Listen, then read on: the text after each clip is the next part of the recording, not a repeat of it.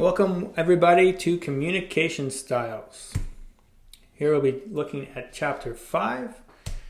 Our objectives will be, first is understanding how these styles can influence the relationship process in sales.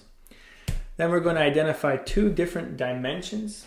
These dimensions are going to help us come up with 4 communication styles. We'll explain them briefly. And you're going to actually identify your preferred communication style. And finally, understand how it's important to be versatile as a salesperson so we can build strong selling relationships. Now, communication styles, we all have different ones. You can see here we have Bezos and Bill Gates, both very strong leaders, but both actually have very different communication styles. So these are some examples. So if we look at Jeff Bezos, he's more extroverted, a little more outgoing, where Bill Gates is often described as quiet and reflective. Okay. So remember, communication style is a pattern of behavior that others observe. And when we talk about adaptive selling, it's defined as altering our own behaviors in order to improve communication with the customer. So how does this communication style influence the relationship process in sales? Well, there's something called communication style bias. Okay, and this is what happens when we have a different communication style than our own. And this could be challenging when we're trying to build a rapport with somebody. And this is, again, because of the bias. This develops when we have contacted another person whose communication style is different from our own. Okay, so this often causes that bias. And we really need to figure out how to minimize that bias in order to enhance the relationship with our buyers, and we can make sure that we have strong selling relationships. We'll circle back on this throughout the video.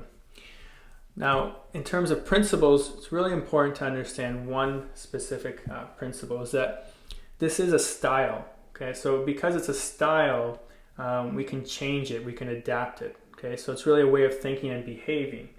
But because it's not ingrained, we can actually be adaptable. And that's what really our goal is, to really speak the other person's language. And that ability to do that is really, it's a very important management skill. And that's what we're trying to focus on doing.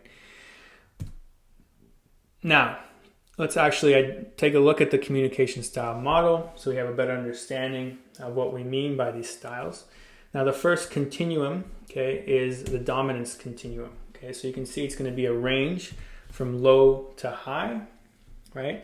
So what do we mean by having a low dominance? Well, that means that people are typically more reserved. They're not as assertive. They're pretty easygoing, right?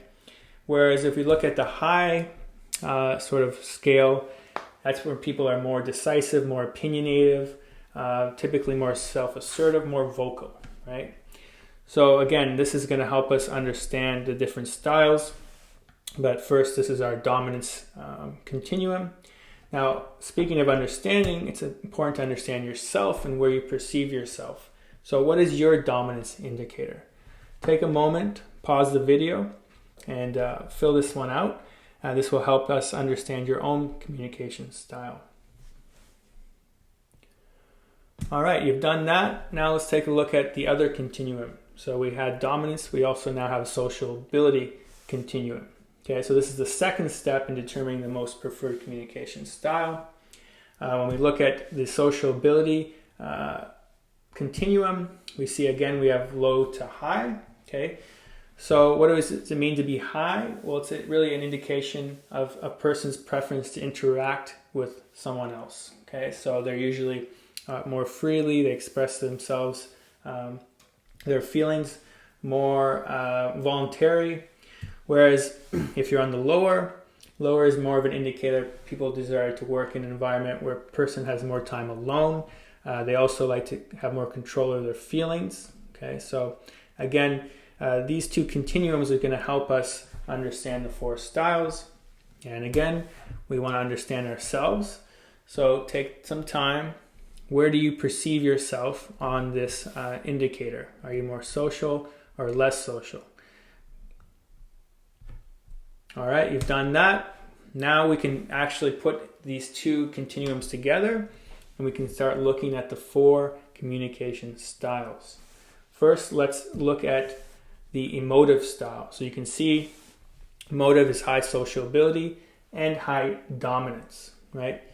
So these people are very social. They like to initiate the social activities.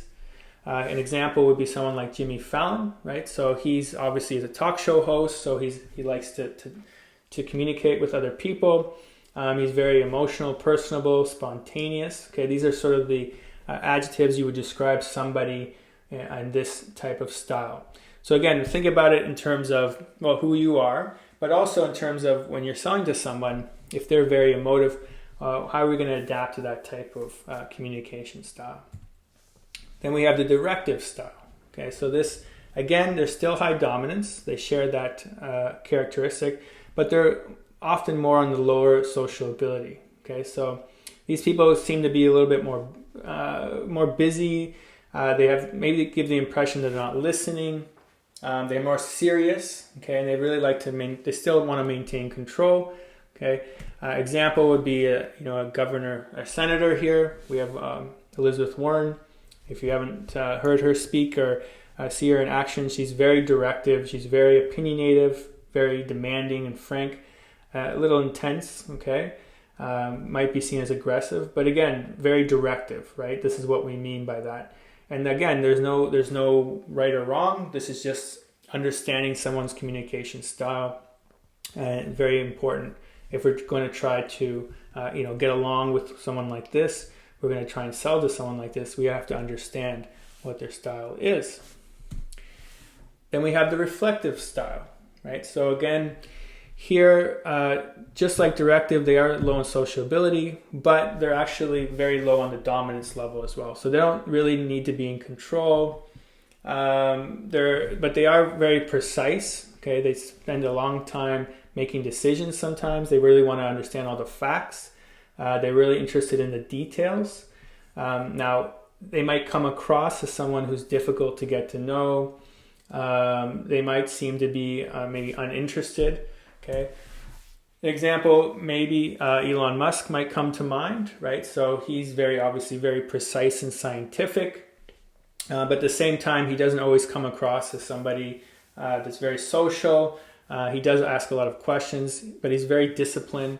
And that's probably one of the reasons why he's so successful. But again, this is a reflective style, maybe asking a lot of questions, a little bit more internal compared to your sociability scale.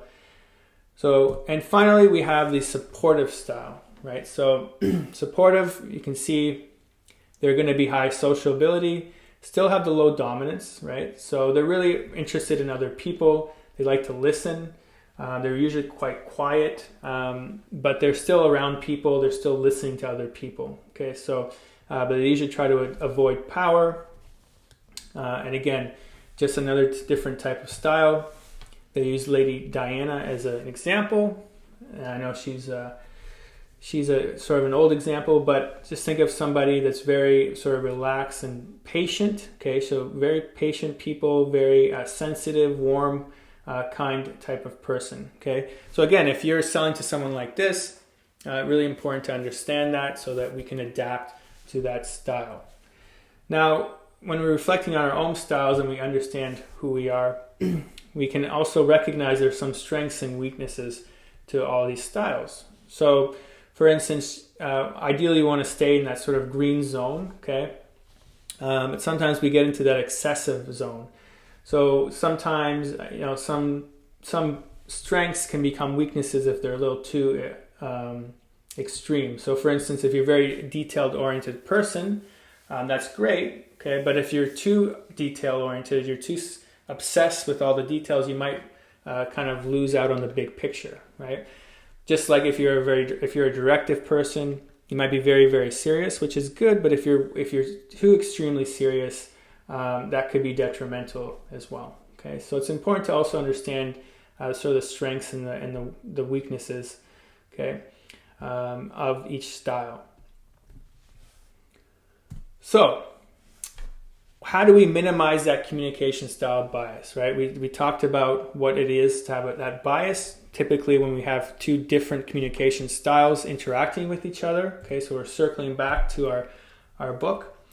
And really, the important strategy is to sort of be versatile, obviously. Okay, so we want to be able to adapt to the communication style of our buyer. Okay, and that way we're going to maintain that buyer comfort throughout the sales process, right? So really, it's about adaptability, and they call it style flexing. Okay, so if you're a directive person, you're very serious, you're very straightforward, but you're selling to somebody who is perhaps supportive, then you're going to want to be a little bit more personable, more warm. Change your style, flex your style so that you are making your buyer more comfortable. Okay, so that's really important in order to have a stronger selling relationship. So style sensitivity and style flexing can really add value to the sales process. And to finish, really think about the platinum rule. So we've thought about, or we should understand the golden rule, right, which is do unto others as we would want done to us. But the platinum rule sort of takes it a step further and really incorporates the idea of adaptability. So when we're talking about the platinum rule, we're not just doing unto others as they want done to yourself, but how they would want done to them. Okay, so we have to understand what they want, what the customer wants, and be able to adapt to their style. All right, wonderful. So that's been our little lecture here on communication styles. Take a moment, read the chapter, look through, and you should be able to answer these questions. This is a review. Thanks for watching, and we'll see you shortly.